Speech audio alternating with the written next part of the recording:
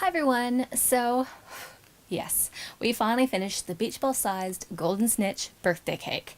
So I did actually finish it on the night I said I was going to. It just took me 2 weeks to get around to editing it and putting it together. I'll be honest though, I was finishing the 20 Days of Harry Potter and I was zonked. I was just like, ugh, by the end.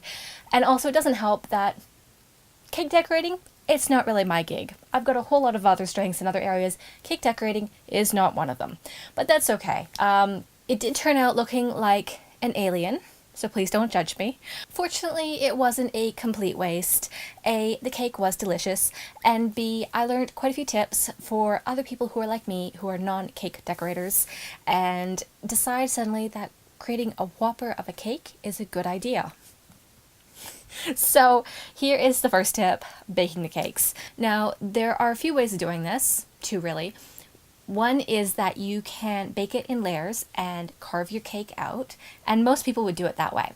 I personally don't trust my cake ball carving skills, so I ended up going and using a stainless steel mixing bowl as my base. Personally, I found it worked quite well for me.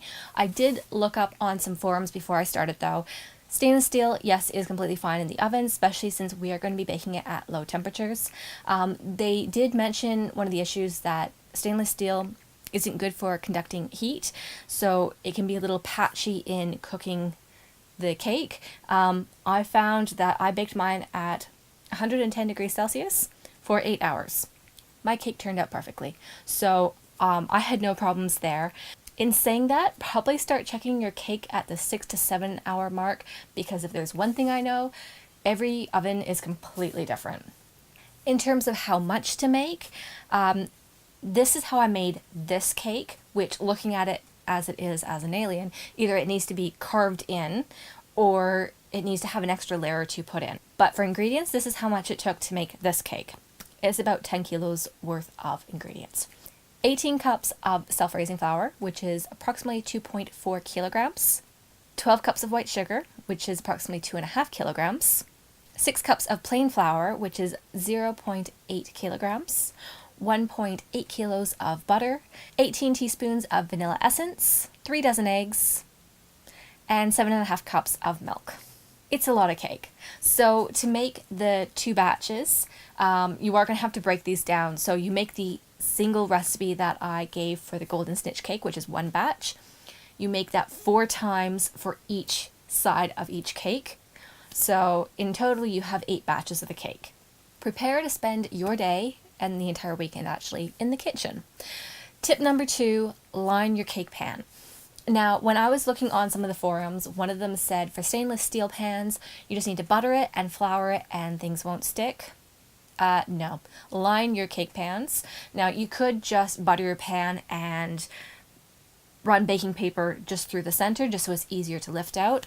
I went the whole 9 yards because my first cake, I had to hack the cake out of the pan because I took the original instructions and did the buttering and the flouring. It didn't work. So the second cake turned out beautifully. I buttered the pan, I put baking paper, I buttered some more, and I basically layered the baking paper so all the edges were covered. My cake came out beautifully smooth, so it made decorating as well a whole lot easier. So tip number 3, clear out your fridge. Now, the obvious one is you don't want any weird smells. I'm saying that my fridge smells weird, but it doesn't take much. If those smells linger and get into your cake, that could make a interesting cake infusion. It's not what you want. So just clear it out and even wipe down your fridge a bit with some bicarb soda and some water and just wipe it just to be on the safe side. It's going to be sitting in there for a while to cool off, so better safe than sorry. The other reason is you're going to need space. I've just said that we are using like 10 kilos worth of ingredients. It's going to take up a bit of room in your fridge.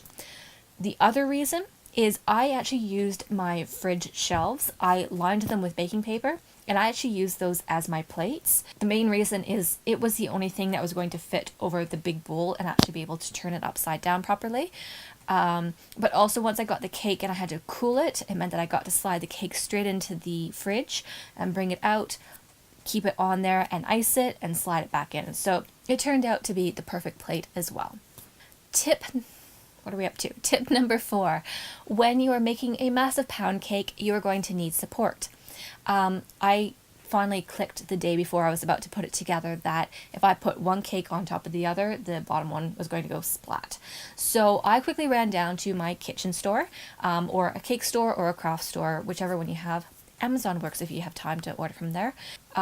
Wilton has plastic doweling rods, and you're also going to need a cake base as well. So with the plastic doweling, you are going to hold it up next to the base of your cake. You're going to measure where the top of that cake is, and you're going to slice off the doweling so those fit, and you're going to need 3 to 4 depending on how many you want in your cake. You're going to push those plastic doweling pieces into the cake so they hit the bottom. And then you're going to put your cake base on top of that. Now, I'm not sure if there's different materials. I know you can get acrylic ones that are the food grade, and also mine was cardboard, but it was also coated in some sort of food grade plastic. So I put that on, then I put my top cake on, used frosting, and coated the edges and any other gaps and whatever, so it was nice and smooth. Popped that in the fridge, let it chill, and then I was able to put my fondant on top of that. And speaking of frosting, my tip number 5, arm yourself with frosting. Whatever you do, if something goes wrong, frosting is going to make your life a little bit easier, and you aren't going to be completely heartbroken when things break off. As I said, my first cake that came out, I had to hack out of the pan. Chunks kind of came off because of that. Frosting came to my rescue, and I found I was able to glue it all back together, pop it back in the fridge, and it chilled it. And I'll be honest, parts of it was more cake pop-like. And on top of that, with all my hacking, I didn't have a smooth base, so the frosting completely smoothed it, and you wouldn't know any different. So, there you go. Learn from my mistakes, guys. Clearly, I was not born to decorate cakes, but that's okay. We all have our strengths and our weaknesses. This one's mine. But look, I was really happy to do this. It was on my list of things I've been wanting to do for actually quite a few years. So I'm glad to finally go, yes, I made a beach ball sized golden snitch birthday cake. I hope you guys enjoyed that one way or the other. I'm sure many of you will have better skills than I do, but if you are like me and decide that making a whopper of a cake is a great idea, yes, I hope some of those tips help you not fail. Anyways, let's leave cake decorating behind for a while. I'm going to get back into the kitchen and just do other stuff. We have more Harry Potter coming up still, and I've got some other projects on the way that I hope you guys will enjoy. So with that, I will see you guys in the next video.